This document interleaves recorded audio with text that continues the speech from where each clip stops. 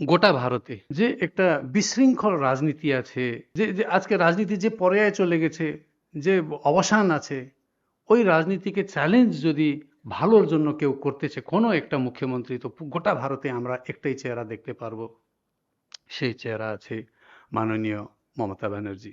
আমি 5 বছর সেখানে বসে অনেক দেখলাম, আমাকে অনেক ব্যথা হইতো, আমি দল ছাড়তে পারতাম না, কেন কি জনগণের একটা স্বপ্নের উপরে একটা প্রশ্ন উঠতো আমার জীবনে, আমি সেখানে কুণ্ঠা নিয়ে বসেছিলাম। কেন কি আমি একটা মানুষ, আমি যখন জন্ম নিয়েছি আমি একটা মানুষের রূপে জন্ম নিয়েছি, আর আমি জানি মানুষের দুটোই জাত হয়, স্ত্রী আর পুরুষ, আর মানুষের একটাই ধর্ম হয়, মানবতা, হিউম্যানিটি।